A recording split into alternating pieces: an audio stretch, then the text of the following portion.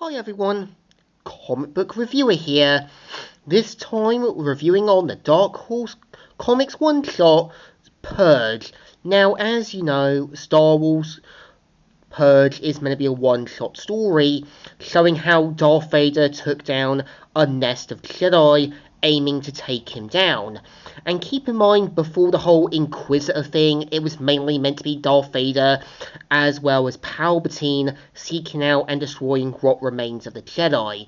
I think the problem with the whole Inquisitor thing, it does become more like Darth Vader's personal fan club than him obviously destroying remnants of the person he once was.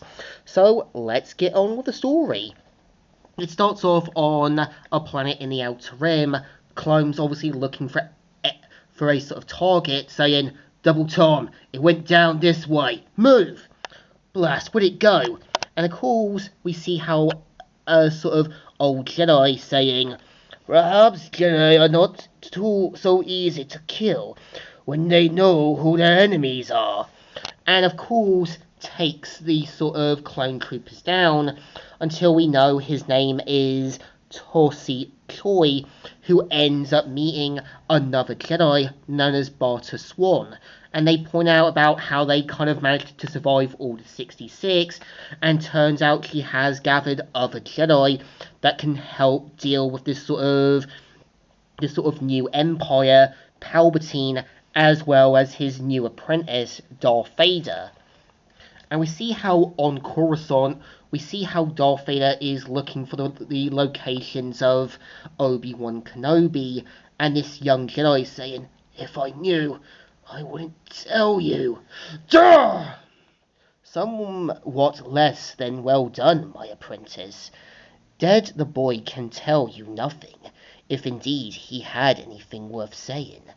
Don't obsess about the Jedi, Lord Vader. And we kind of see how Lord Vader obviously points out they could be a danger to the Empire, but Palpatine points out that there's still few remaining, but they can deal with the problem themselves. And of course, obviously he knows about obviously what Obi-Wan Kenobi did to him, but he will get his due in time. And we see how obviously a clone trooper lets Darth Vader know about the whereabouts of Obi-Wan Kenobi, and it's pretty much been reported that he's obviously on the Kessel homeworld. And we kind of see how, Barter Swan meets up with other Jedi, one of which being a Jedi known as Shady. And we kind of see how obviously they end up kind of showing what Jedi they were able to gather. Of course, Roberto Dante, Swiss Lanwes, Marquez Sadas, and so forth. And we see obviously Master Choi saying, "Then perhaps it is best to begin why we are here. We are here to save the Empire. There is no Empire, Master Dante. The Senate chose to become an empire, remember?" And we kind of see how they all have to make what choices they have to, so obviously being their own take on the Jedi Council. But this is obviously a lot of Jedi who have lost hope, become a bit more determined to take things down, and obviously having to use questionable methods. And obviously Barter Swan and Master Choi having to remind them that they can't take the path of the dark side or vengeance. This is what Palpatine and the Empire want them to do. But we kind of see how Master Shady points out she was able to lure Darth Vader to them with a false report. And given the fact that there's many of them and one of him, she thinks they can take him down, obviously not really realizing just how powerful Darth Vader can be. And he says, "Where is Master Kenobi?" "Not here, Sith. He's baited your trap." And we kind of see how one takes on the first kill, but of course gets killed first. And of course cuts her hand off. Other Jedi try to deal with what they can, but of course this is obviously like Guardians of the Globe versus Army Man style. And we kind of see how obviously Master Choi knows they have no other choice, and obviously have to go down dying, and the next one to fall is M.K.S., and we kind of see how Darth Vader proves too powerful despite what they can do.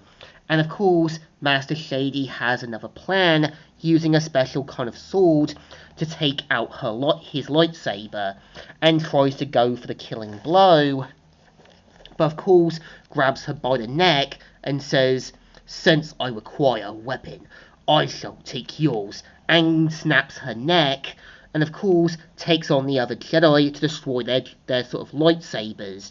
But we kind of see how Master Choi and Butter Swan have to be a bit more strategical, and with Darth Vader's hand now chopped off, he tries to play the whole mercy card.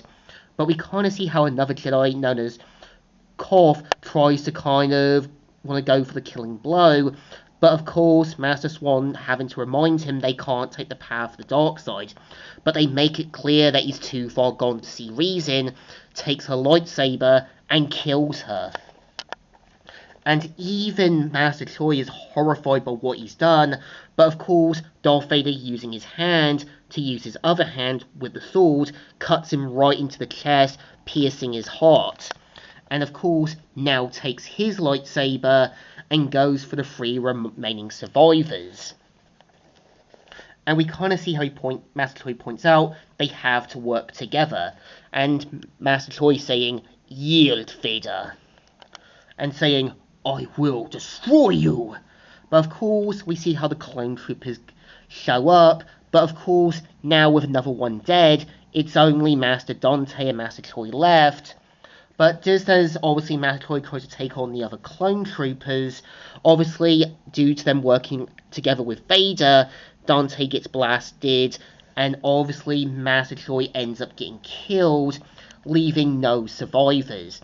And of course the clone troopers point out Palpatine wishes his presence and says, "I am sorry, my master. I disobeyed you." "Yes, you did. But I have made your disobedience useful." And of course wants to use it as false news that he took down a nest of 50 Jedi. But even Darth Vader knows that's not true, but has to remind, obviously, Darth Vader that obviously he has to let go of his pursuit with Obi-Wan. And this is obviously Darth Vader knowing that this is obviously his request and has to obey it. And of course even saying, "Good, let us get in with the serious matters regarding our empire. There is much to do." And ending the story.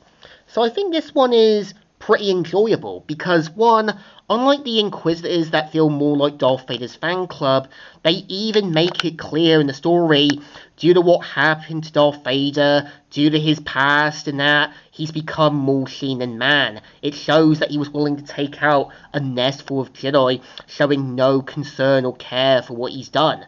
Palpatine knows this and uses his emotions, his feelings, his anger, and his past to get the better of him. Palpatine knows Darth Vader is that worthy apprentice he was searching for. Obviously Darth Maul and obviously Count Dooku were disposable pawns for Palpatine's own selfish ends. It's definitely good, definitely enjoyable, and definitely something better than the whole Grand Inquisitor stuff. So it definitely deserves a thumbs up and another thumbs up. A good story, definitely worth getting and worth the read. So, Comic Book Reviewer here, signing out.